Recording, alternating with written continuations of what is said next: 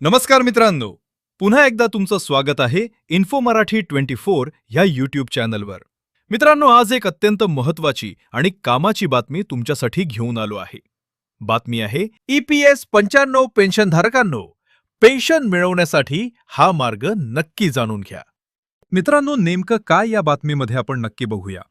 पण त्याआधी जर तुम्ही आपल्या चॅनलवर नवीन असाल तर चॅनलला सबस्क्राईब करून बाजूला दिलेल्या बेल आयकॉनला नक्की क्लिक करा. व्हिडिओ जर कामाचा आणि महत्त्वाचा वाटला तर व्हिडिओला लाईक करून आपल्या मित्रपरिवारासोबत नक्की शेअर करा. EPS 95 पेन्शनधारकांनो, फक्त सरकारकडे पाहत बसू नका. तुमची पेन्शन मिळवण्यासाठी तुम्ही स्वतः काय करू शकता हे आज जाणून घ्या. आयुष्यभर नोकरी केली, PF-EPS मध्ये योगदान दिलं आणि आता पेन्शनसाठी संघर्ष करावा लागतोय. पण लक्षात ठेवा, निराश होऊ नका. आधी तुमचा हक्क आणि तुमची पात्रता तपासा.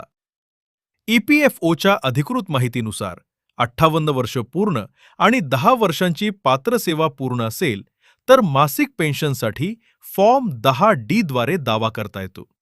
आणि जर तुमचं वय 50 ते 58 वर्षांच्या दरम्यान असेल आणि 10 वर्षांची पात्र सेवा पूर्ण असेल तर नियमानुसार रेड्युस्ड पेन्शनसाठी फॉर्म 10D ची तरतूद आहे. म्हणून पहिलं काम, तुमची EPS सेवा तपासा.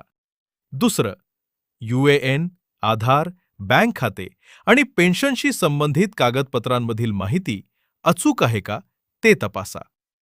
तिसरं, तुम्ही पात्र असूनही पेन्शनचा दावा अडकला असेल तर EPFOच्या अधिकृत माध्यमातून त्याचा पाठपुरावा करा.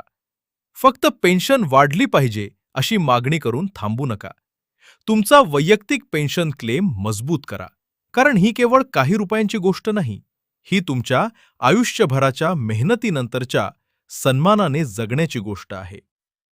EPS 95 बांधवांनो, माहिती घ्या, कागदपत्रे तपासा, पात्रता तपासा आणि योग्य प्रक्रियेतून आपल्या हक्कासाठी लढा.